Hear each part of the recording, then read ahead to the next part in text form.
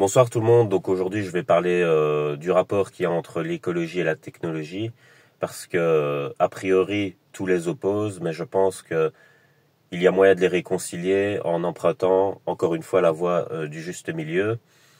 Alors dans la technologie en particulier, il y a le spatial, et on pourrait croire aussi que avoir une vision écologique, c'est avoir une vision qui est contre le spatial. Et moi, je suis pas tout à fait d'accord avec ça, donc je vais expliquer ça dans cette vidéo.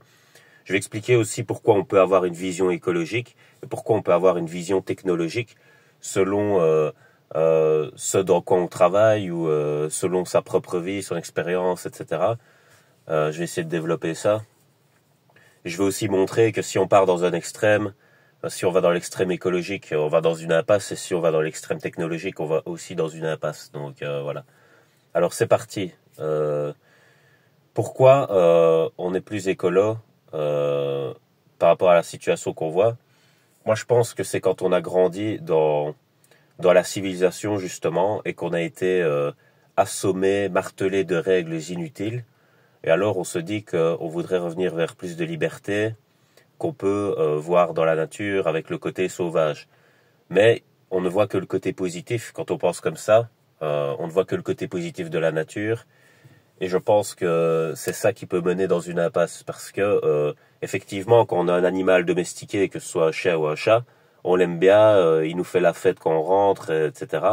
Pour le chat, moi, ben, voilà, il fait quand même des câlins et tout. Mais je veux dire, l'animal, on a un rapport avec lui qui est civilisationnel, justement. C'est-à-dire que l'animal, on lui a diminué son côté sauvage en répondant à ses besoins. Sans qu'il n'ait quoi que ce soit à faire pour y avoir accès. Or, dans la nature, c'est pas comme ça que ça fonctionne. La nature, elle est très cruelle. Les animaux, ils s'attaquent entre eux. Et donc, revenir à la nature, c'est revenir à un mode plus prédateur que ne peut l'être la civilisation. Alors, j'en conviens bien, le capitalisme excessif est retourné à un système prédateur. Pourquoi? Parce que quand vous avez des gens qui veulent s'accaparer toutes les ressources et qui détruisent d'autres pour ça, on est clairement dans le système prédateur. Donc c'est une prédation plus subtile, c'est pas de l'agression directe entre individus, mais ça en est une forme quand même.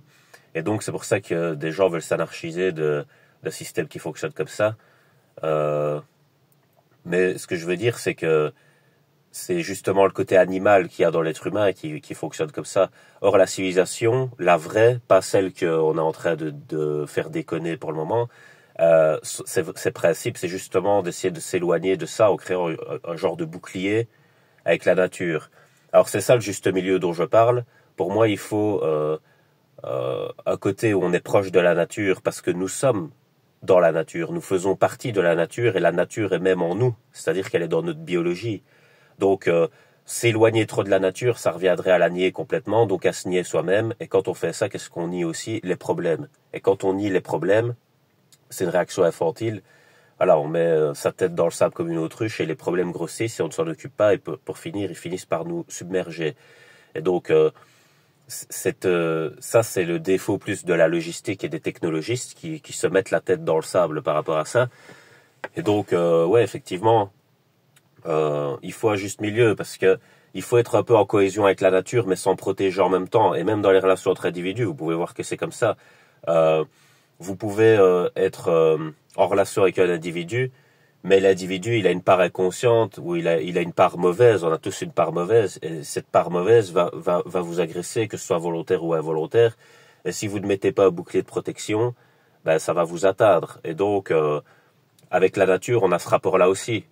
Par exemple, avec les événements climatiques, si jamais vous avez une tornade force 5 avec des draches diluviennes, si vous n'avez pas de toit, enfin quoique quand c'est vraiment trop extrême, avoir un toit, ça ne sert pas à grand-chose, mais vous comprenez le principe, quoi. Si c'est une tempête légère, on va dire, pouvoir être au chaud et protégé par un encadrement contre la nature, c'est quand même nécessaire. Et voilà. Aussi, je pense que la vision écologiste, comme elle vient de la civilisation, elle est un peu infantile aussi dans le sens où c'est voir les animaux comme quand on va au zoo, quoi. C'est croire que les animaux, ils sont tous gentils parce qu'on a vu le bois de Katsu ou quoi, mais voilà, c'est pas la réalité. Comme je dis, si tu caresses ton chien et qu'il te fait la fête et qu'il est content, c'est pas pareil que si tu dois traverser un champ et que tu vas te faire embusquer par des vélociraptors, tu vois, c'est pas du tout la même chose. D'ailleurs, c'est pour ça que je prenais l'exemple de Jurassic Park, parce que pour moi, la vraie jungle, c'est ça, en fait. Et dans Jurassic Park, on voit une vache qui est amenée comme ça, dans le premier, on la descend dans les fougères et de ça, et puis on entend qu'elle se fait dévorer, il remonte le truc, les câbles sont complètement pétés, carrément, les câbles métalliques, donc... et c'est un peu ça la vraie cruauté de la nature. Donc il faut s'en protéger. Et ça, je pense que les technologistes et les logisticiens, c'est des gens qui ont dû créer du civilisationnel à partir du chaos. C'est-à-dire que eux, ils étaient dans une forme de jungle, de chaos, quoi, où il y avait rien de structuré et où il y avait justement du danger. Et c'est cette vision-là qui pousse à vouloir sécuriser euh, comme ça contre la nature. Mais c'est pas bon parce qu'en fait, c'est nier aussi les bons côtés de la nature. Parce que la nature, elle a aussi des bons côtés. Effectivement, dans l'animosité, bah, vous avez une certaine affectivité que vous n'avez pas dans l'absence d'affect. Parce qu'on dit, ce sont les affects négatifs qui poussent à être mauvais, tout ça, comme ils le disent dans Equilibrium. Donc on va cesser tout affect et on va devenir des robots, si vous voulez. Mais alors là, dans ce cas-là, on tue le côté vivant qui est en nous et c'est comme si on devenait une pierre. Donc en fait, en voulant trop protéger la vie, on la détruit en fait, dans le sens technologique.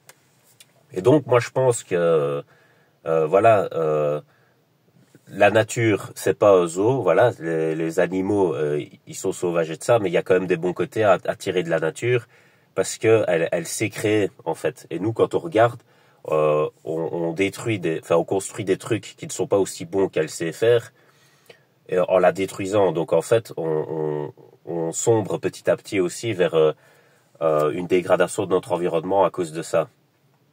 Et, euh, et je vous invite à aller voir les travaux de Jacques Fresco parce que lui, il essayait de trouver justement cette voie du juste milieu. C'est-à-dire qu'on peut créer des habitats beaucoup plus écologiques, avec beaucoup plus de verdure, beaucoup plus en rapport avec la nature, etc. Mais tout en se protégeant quand même de la nature et en ne détruisant pas la logistique qui permet les interactions beaucoup plus pérennes. Parce que dans la nature, l'espérance de vie est beaucoup plus courte qu'en civilisation. Hein, donc voilà. Et au niveau technologique, alors pour le spatial, pourquoi moi je suis pas trop d'accord d'être contre le spatial? Parce que je pense qu'il y a beaucoup d'autres priorités avant le spatial si on veut pérenniser l'humanité. Par exemple, la guerre, elle est beaucoup plus pourrie pour le destin de l'humanité que le spatial. Si on doit s'en prendre à ceux qui foirent, ben c'est d'abord à s'en prendre à ceux qui sont belliqueux et qui savent pas faire de la diplomatie pour internationaliser les rapports humains. Voilà, c'est tout. Donc et se mettre d'accord sur des valeurs philosophiques transcendantales. Donc ça, c'est vraiment le premier problème. Ensuite, comme autre problème, ben, il y a la pauvreté.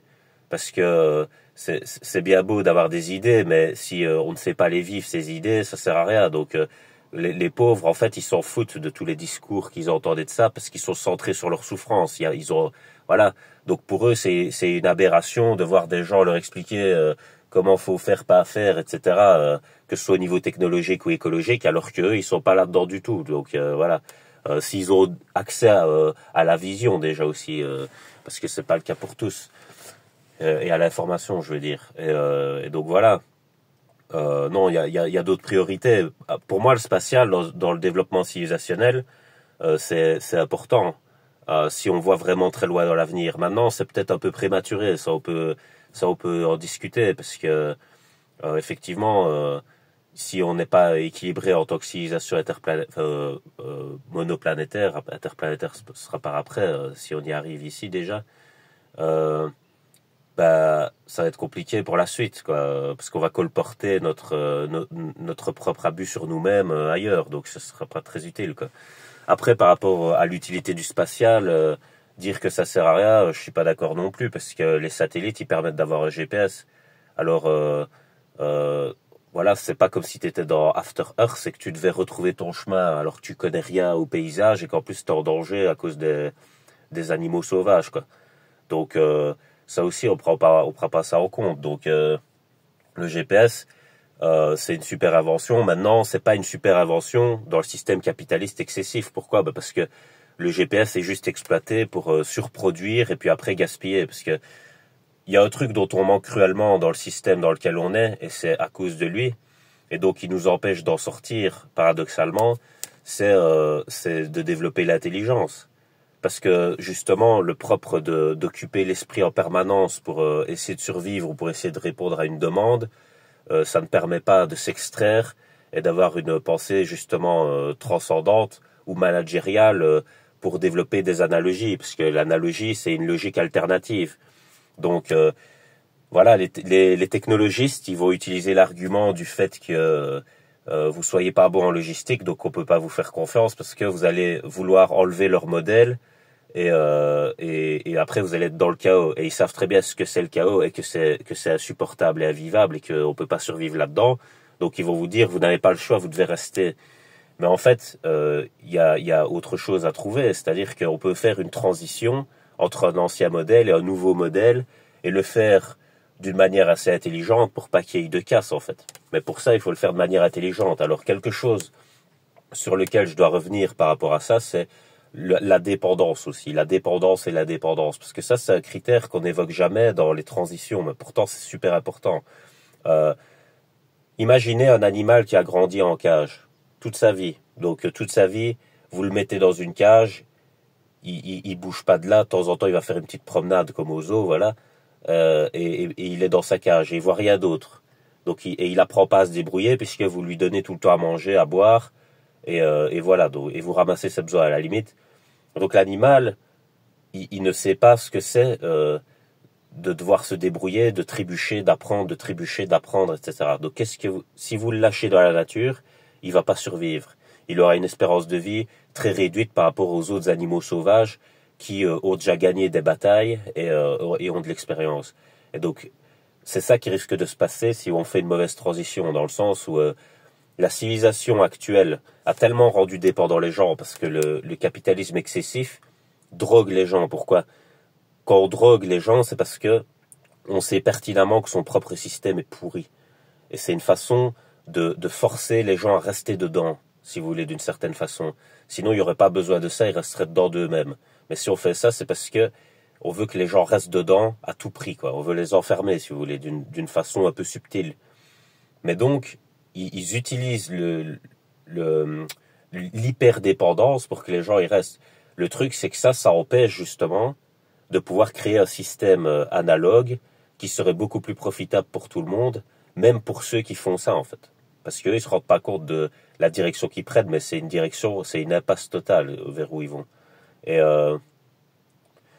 Et donc, pour faire une transition, il faut créer la capacité d'indépendance de l'individu, et pour ça, il faut lui apprendre à penser et à se débrouiller. Et donc, il faut former les gens eux-mêmes à devenir des logisticiens de manière individuelle, et pas d'être seulement dans l'instinct grégaire du collectif, ou alors de ne plus savoir quoi faire si on se retrouve sans le collectif, quoi. Et donc, c'est ça le gros problème du système. Donc, pour moi, il faut faire une transition lente vers l'écologie, mais avec la technologie. Mais il faut être intelligent, c'est-à-dire qu'il faut faire aller la technologie dans le sens de l'écologie. Mais le capitalisme excessif est la source du problème. Pourquoi ? Parce que le capitalisme excessif, comme je vous l'ai dit, il fonctionne à l'offre et la demande, ce qui ne correspond pas à la nature, et il fonctionne à la rentabilité. Voilà. Donc la rentabilité, elle est faite que pour l'élite, c'est-à-dire les riches. C'est-à-dire que on a inventé l'obsolescence programmée. Ça veut dire quoi ? Ça veut dire ce qui est jetable rapidement pour pouvoir racheter. Pourquoi ? Parce qu'en fait, quand des gens produisent, ce ne sont pas les riches qui produisent. Donc ils gaspillent pas d'efforts à faire ça. Donc ils abusent des efforts des autres sur ça. Et donc ils poussent les gens à produire excessivement, parce que après ils vont faire du bénéfice sur la vente, la livraison, sur ce que vous voulez. Et alors, plus ils vendent et plus ils gagnent d'argent. Donc dans la logique compétitive vers qui sera le plus riche, ils veulent vendre toujours plus, et peu importe ce qu'ils vendent, comment ils le vendent, etc. Donc c'est ça qui crée le gaspillage et le fait qu'on soit plus intelligent par rapport à notre consommation. L'intelligence, c'est le contraire de ça en vrai. L'intelligence, c'est être très efficient avec peu de moyens. Alors que la connerie, c'est être peu efficient avec beaucoup de moyens. Et donc, quand on regarde par rapport à notre propre condition humaine, les vies qu'on mène de manière générale, à part certains privilégiés qui ont abusé des autres, et même eux, ils sont même pas heureux, sinon ils feraient pas ça, parce que si t'es dans une situation d'équilibre, t'as pas besoin d'être dans l'avarice comme ça, donc ils ont des soucis psychologiques. Et donc, on voit bien qu'il y a quelque chose qui va pas. Mais ça ne va pas du tout avec l'écologie, l'obsolescence programmée. Hein, c'est tout le contraire. L'écologie, c'est du recyclage. Donc, ça veut dire, tu as un objet qui a été fait, tu ne vas plus l'utiliser, tu t'apprêtes à le jeter, tu le recycles un peu comme avec l'esprit de Lavoisier pour que il soit quelque chose d'autre, d'utile aux autres ou à toi-même ou quoi, tu vois. Et donc, c'est un esprit qui va pas avec le capitalisme, ça. Donc, pour moi, le capitalisme excessif est la source.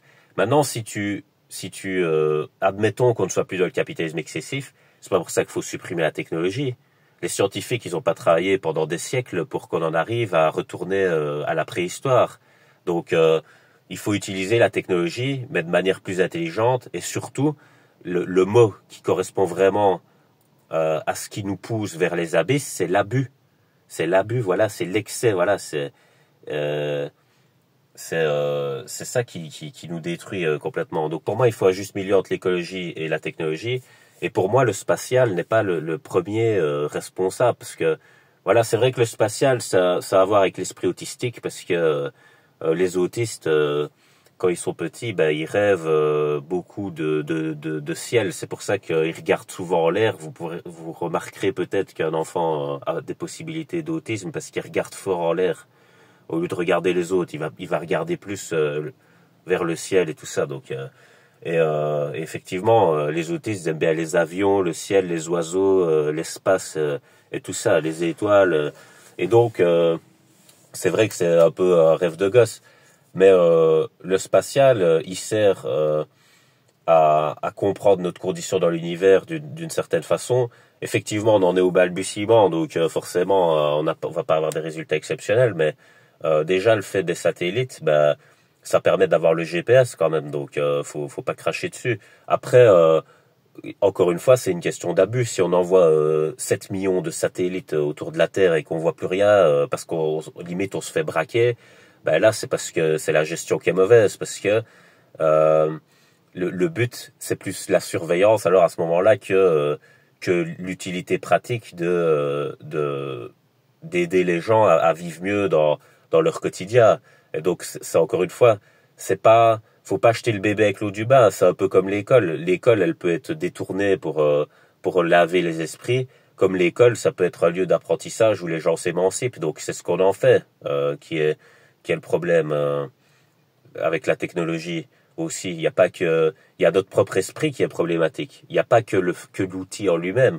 Il y a des outils qui ne sont conçus que pour être mauvais, et dans ce cas-là, ben effectivement, il faut peut-être bannir ces outils, mais il y a des outils qui sont, comme on dit, à double tranchant. Mais bon, ça c'est péjoratif de le dire comme ça, mais qui ont une double utilité, une utilité positive et une utilité négative, et ça dépend de notre décision. Donc, si on décide de faire du pourri, ben là, c'est de notre faute, par contre. C'est pas de la faute de l'objet en lui-même. Et donc, c'est vers ça qu'il faut tendre, en fait, dans notre esprit. Et donc, voilà, c'est ça les gros soucis qu'on aura à l'avenir, et tant qu'on comprend pas ça, on comprendra rien. Parce que s'il y a des conflits aussi internationaux et tout ça, c'est une question des ressources et de dépendance aux ressources et d'indépendance. Parce que comme je le dis, nous pouvons tous être addicts. Il y a des gens, ils font genre non et tout ça, mais tu l'es déjà par ta condition de mortel. Parce que tu as besoin de manger, dormir, boire, faire tes besoins, etc. Et donc, tu es dépendant à cause de ça. Tu vois, tu peux pas être indépendant. L'indépendance totale, elle n'existe pas dans le monde vivant. La dépendance, c'est plus une vue d'esprit. On se sent indépendant parce qu'on ne ressent plus le mal, parce qu'on est en adéquation avec son environnement. C'est plutôt comme ça, mais c'est pas, ça n'existe jamais réellement la vraie indépendance, à part quand on est décédé peut-être. Et donc c'est ces questions-là qui sont problématiques, parce qu'on peut être indépendant d'un système entre guillemets, mais dépendant d'un autre. quand tu es indépendant de la civilisation, tu es dépendant de la nature. Si tu vas pas chercher des fruits ou que tu vas pas à la cueillette, à la chasse ou à la pêche, voilà, tu vas être ça va être dur pour toi, quoi. Donc voilà.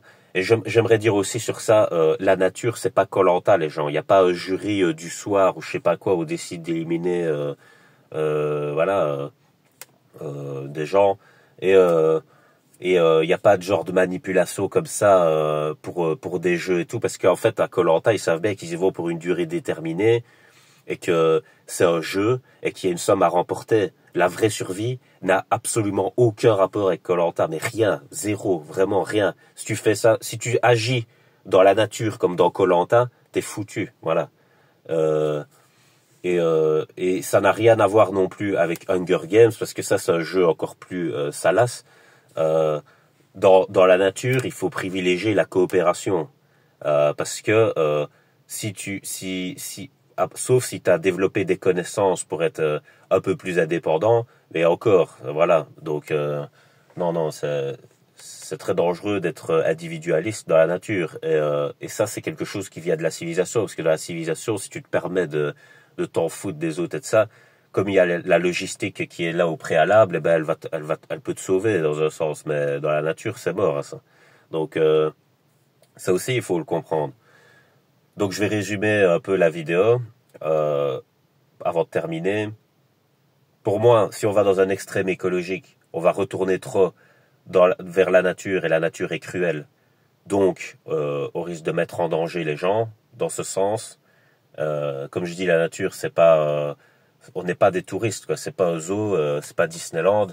La nature, c'est plus Jurassic Park, voilà. Donc ou Jumanji. Et puis de l'autre côté, si on mise tout sur la technologie, on s'éloigne de nous-mêmes et de la nature. Donc on va détruire la vie qu'il y a en nous et on va aussi s'autodétruire dans la logistique parce que on ne comprendra plus l'importance de l'individualité, mais aussi du confort de vie de chacun pour que la vie ait un sens. Parce qu'on va tout miser sur des objets et ces objets ne nous contenteront jamais. Et voilà. Et de toute façon, même si on était dans une répartition de richesse dans un modèle comme ça, ce serait déjà catastrophique, mais ce n'est même pas le cas.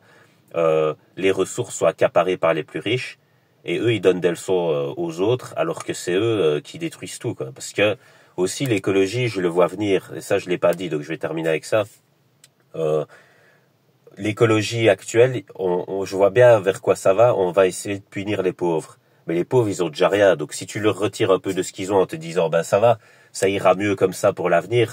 Non. Le problème, ce sont les hyper riches, c'est tout. Il y a pas à tergiverser là-dessus. Si tu prends un jet pour aller à la boulangerie et que tu crames du kérosène comme ça, tu vas envoyer du CO2 plus que 10 000 bagnoles. Donc si tu retires 10 000 bagnoles de la circulation, mais que tu vas 2 fois plus à la boulangerie, ben ça, avec ton jet, ça sert à rien en fait, tu vois. Donc c'est ridicule. Aussi, les riches, ils achètent de plus en plus de trucs qui leur servent à rien. Mais tu vas interdire à quelqu'un d'avoir des besoins essentiels, enfin de répondre à ses besoins essentiels en disant ben c'est pour l'écologie. Mais en même temps, toi, tu vas acheter de la merde qui va te servir à rien, que tu vas foutre dans ton grenier ou que tu vas jeter à la poubelle et on va devoir aller mettre ces déchets là quelque part et foutre en l'air encore plus l'environnement par là. Donc non, moi je vois pas. Voilà, il faut être honnête avec ça. L'écologie, je veux bien, mais l'écologie, elle commence par ceux qui sont responsables. Alors, sinon, ça ne sert à rien du tout. Ça ne changera rien. Hein. Si vous faites de l'écologie punitive sur les pauvres, le monde de demain sera pire que le monde d'aujourd'hui au niveau de la direction qu'on prend, hein, parce que vous vous trompez de responsable. C'est comme si tu avais un coupable et une victime, et puis tu punis la victime et tu dis bon voilà maintenant le problème est résolu, on a puni et donc le principe de punir, on a puni donc c'est bon, il y aura plus de soucis.